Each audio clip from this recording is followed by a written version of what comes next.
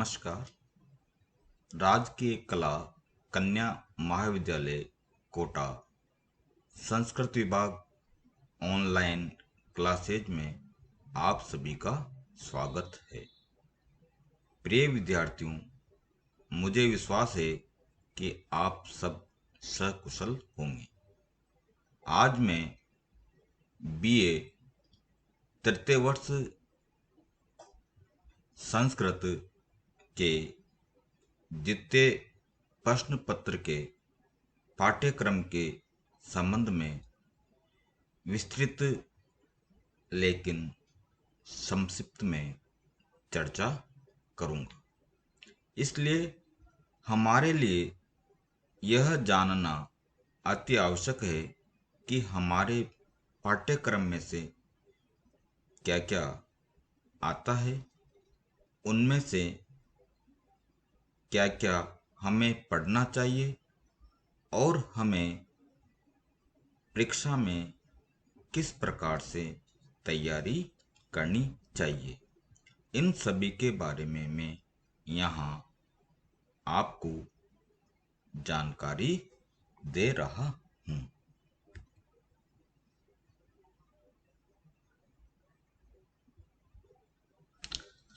सर्वप्रथम पाठ्यक्रम में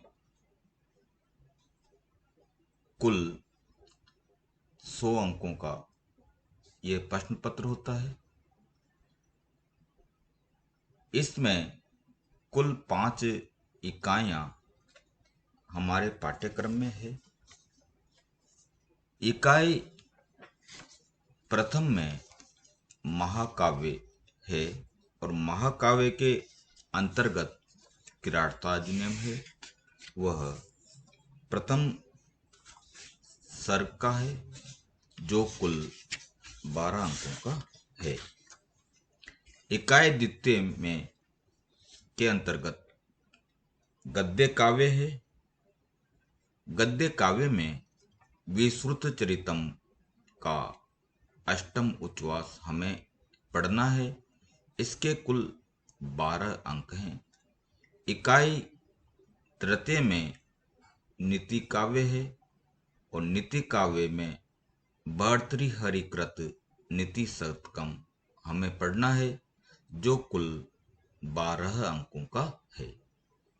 इकाई चतुर्थ के अंतर्गत व्याकरण है और व्याकरण के अंतर्गत तिङन्त प्रकरण एवं वाच्य परिवर्तन है जो कुल 34 अंकों का है। इकाई पंचम में निबंध प्रकरण है जो कुल 10 अंकों का है। इकाई प्रथम, द्वितीय और तृतीय में से एक 20 अंकों का प्रश्न परीक्षा में पूछा जाएगा। अब मैं आपको इन इकाइयों के अनुसार जो जो पाठ्यक्रम में पुस्तकें हैं उनके बारे में मैं थोड़ा सा विस्तार से बता रहा हूँ। किरातार्जुनीयम महाकाव्य के प्रथम सर्ग के अंतर्गत किरातार्जुनीयम में से 2 श्लोकों में से एक श्लोक की सप्रसंग व्याख्या पूछी जाएगी। किरातार्जुनीयम में से ही एक सामान्य प्रश्न भी पूछा जाएगा। द्वितीय इकाई के अंतर्गत गद्य काव्य है। गद्य काव्य में विश्रुत चरितम का अष्टम उच्छ्वास हमारे पाठ्यक्रम में है। विश्रुत चरितम में से के 2 गद्यांशों में से एक गद्यांश की सप्रसंग हिंदी व्याख्या पूछी जाएगी। विश्रुत चरितम में से ही एक सामान्य प्रश्न भी पूछा जाएगा। इकाई तृतीय के अंतर्गत भर्तृहरिकृत नीति शतकम है। नीति शतकम में के 2 श्लोकों में से एक श्लोक की हिंदी में सप्रसंग व्याख्या पूछी जाएगी। नीति शतक में से ही एक सामान्य प्रश्न भी पूछा जाएगा।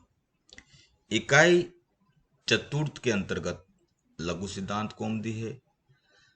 लघु सिद्धांत कौमुदी के अंतर्गत वाच्य परिवर्तन एवं तिङन्त प्रकरण है।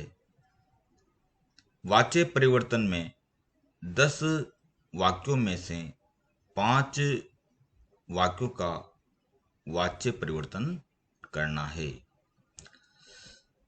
इकाई पंचम में निबंध रचना है। निबंध रचना के अंतर्गत हमारे पाठ्यक्रम में 14 इन्होंने जो टॉपिक बताए हैं उनके बारे में बता रहा हूं।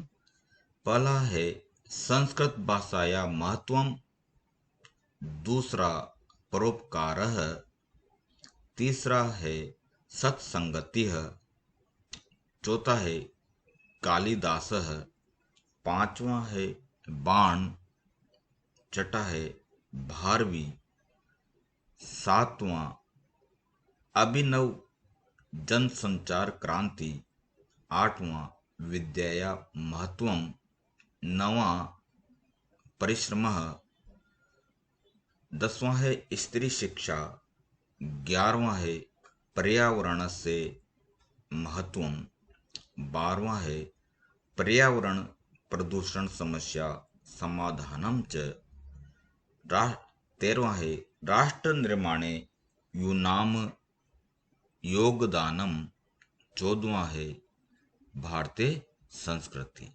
इनमें से हमें किसी भी एक विषय पर निबंध की लिखना है जो परीक्षा में 10 अंकों का पूछा जाता है। अब इकाई चतुर्थ के अंतर्गत लघु सिद्धांत कौमुदी भी है। लघु सिद्धांत कौमुदी के अंतर्गत इस वर्ष हमारे पाठ्यक्रम में तिङन्त प्रकरण है। तिङन्त प्रकरण के अंतर्गत 5 लकारों की रूप सिद्धि पूछी जाएगी। ये 5 लकार हैं लट, लोट, लृट, लंग। विधिलिंग लकार में बु आदि धातुओं के भवादि आदि गणों की रूप सिद्धि और व्याख्या पूछी जाएगी। अब ये 10 गण कौन कौन से होते हैं उसके बारे में मैं आपको यहाँ पर बता रहा हूँ। पहले गण का नाम है भवादि गण, दूसरे गण का नाम है अदादि गण। अदादि गण में से अद आदि धातुओं की रूप सिद्धि हमें यहाँ करनी है। तीसरा गण का नाम है जोहोत्यादि गण, इसमें हमें हु इत्यादि धातु की रूप सिद्धि करनी है। चौथा गण है दिवादि गण। दिवादि गण में दिव धातु की 5 लकारों में हमें यहाँ रूप सिद्धि करनी है। 5वां गण का नाम है स्वादि गण, इसमें सु आदि धातुओं की सिद्धि करनी है। छठा गण है तुदादि गण, इसमें तुद आदि जो धातुएं हैं उसके 5 लकारों में रूप सिद्धि करनी है। 7वां गण है तनादि गण, इसके अंतर्गत तन धातु की 5 लकारों में रूप सिद्धि करनी है। 8वां गण है क्रियादि गण, इसमें हमें इसके 5 लकारों की रूप सिद्धि करनी है। 9वां गण है रुदादि गण, इसमें हमें रुद धातु के 5 लकारों की रूप सिद्धि करनी है। और 10वां गण है चुरादि गण, इसके चुरा धातु के 5 लकारों की रूप सिद्धि हमें करनी है। अब इन गणों में से क्या क्या पूछा जाता है उसके बारे में मैं बता रहा हूं।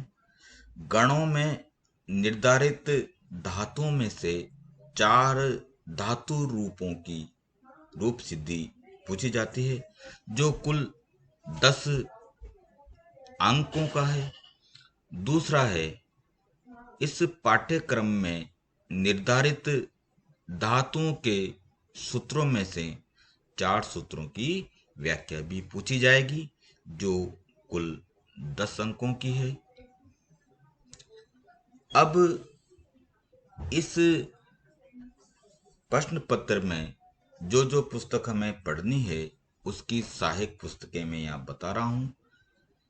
पहली पुस्तक का नाम है किराता अर्जुनियम। इसका हमें प्रथम सर्ग पढ़ना है और यह अनेक लेखकों की आती है। इसमें सबसे पहले लेखक का नाम है डॉक्टर विश्वनाथ शर्मा। दूसरे लेखक का नाम है डॉक्टर बाबूराम त्रिपाठी।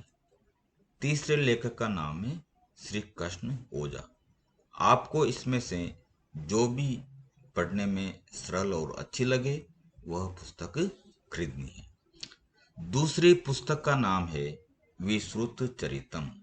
इसमें हमें अष्टम उच्छ्वास पढ़ना है। इसके लेखक भी 2-3 हैं, इनमें से मैं यहाँ बता रहा हूँ। पहले लेखक हैं डॉक्टर विश्वनाथ शर्मा। दूसरे लेखक का नाम है डॉक्टर श्री कृष्ण ओझा।